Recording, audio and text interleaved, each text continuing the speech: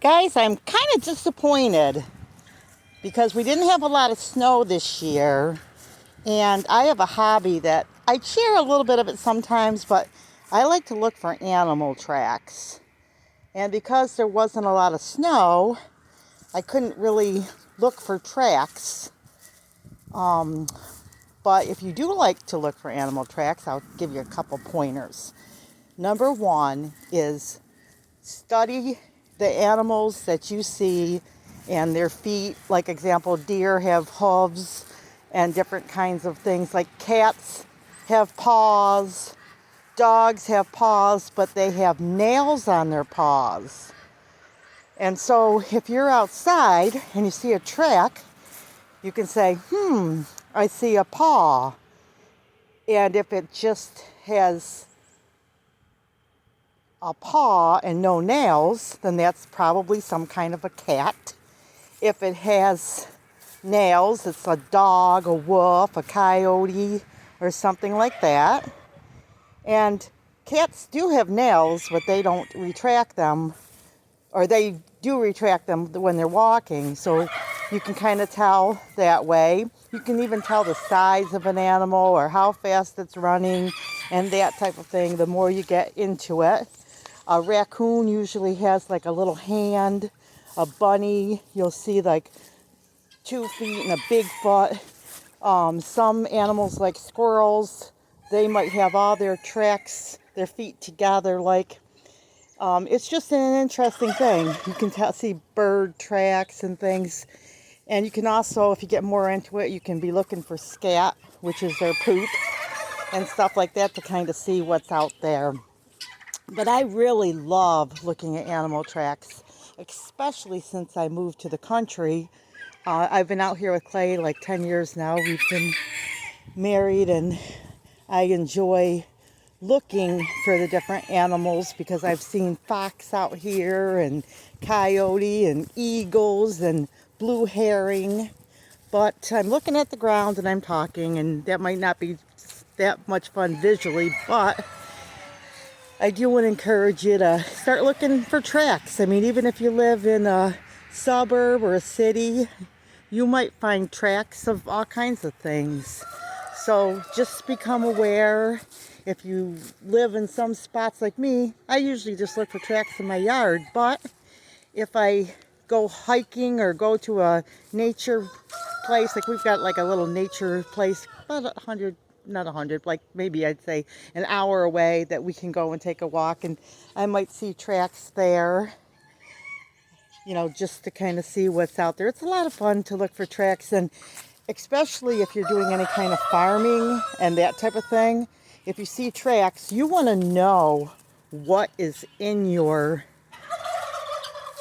coop or yard or whatever, because you could be worried it's a coyote or something, and it could just be a cat, or you could be worried that it's a cat and it could be a coyote, So you really want to train yourself in this area if you're backyard farming, because you're going to want to know what's bothering your animals, what's hanging around, so you can kind of keep track of what's going on in your own property, and kind of learn how to trap things. We have a heart if we have a problem with an animal like a possum or some kind of cat. We had a big problem with cats before we got our cats. They would climb up on top of the coop. They were just feral cats and try to get into our chickens. But now that we have cats, which I feel like for our farm, the cats are a big benefit. They help all kinds of ways. Mice, keeping other animals out, mainly the garden, because they keep out predators and mice and stuff that might try to eat our garden and food and such. But the cats are outside today because it's really nice out. But anyway, that being said, start learning to track the animals that are around you. And also too, when you're tracking, you may think, because maybe you saw a website, that looks like this or that, and maybe you think you have a mountain lion in your yard, and there's no mountain lions around you. I know one time I had really big scat in my yard, and that was when I was feeding birds and stuff.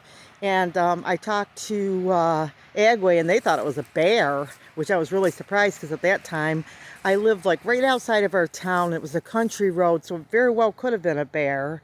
And another time at that same piece of property, I had raccoons banging on my window at night. My son told me, he said, "Mama, there are raccoons knocking on the kitchen window at night." And I was really surprised, and he woke me up and goes, "Come quick, they're there." And there were 2 raccoons knocking on the kitchen window at night. So that was kind of a weird experience. But see, this is why you want to know what's around you, because you never know. You never know what could be in the area, and just to protect your family. So learn to track. It's a great hobby for everyone, and it's a lot of fun. You see a track and it just makes it more fun to know what it is. Okay, guys, like, subscribe. Let me know your tracking experiences, if you enjoy tracking, what you've seen. One time, too, I'll add this before I go. One time I was in the house, or out in the house. Yeah, I was in the house, and I walked outside, and I looked right over there across the street. And I thought, what? It looked like a seal. S-E-A-L. I mean, why would there be a seal here? And then it started to move, and I noticed it had feet. Because it was big. And I guess it was a Fisher cat. Now, I've never seen a Fisher cat before, but it was going to try to cross the street. But I did hear that they eat chicken, so maybe he was thinking he was going to go have a chicken dinner down there. But I heard they can be quite vicious, so thank God he went back over there. So that's what I'm saying. You never know what you're going to see, especially if you're in the country. I wouldn't have believed it if I didn't see it with my own eyes about the Fisher cat, but, I guess there's some kind of a weasel. Okay, guys, like, subscribe, and remember, big or small, you too can be a backyard farm.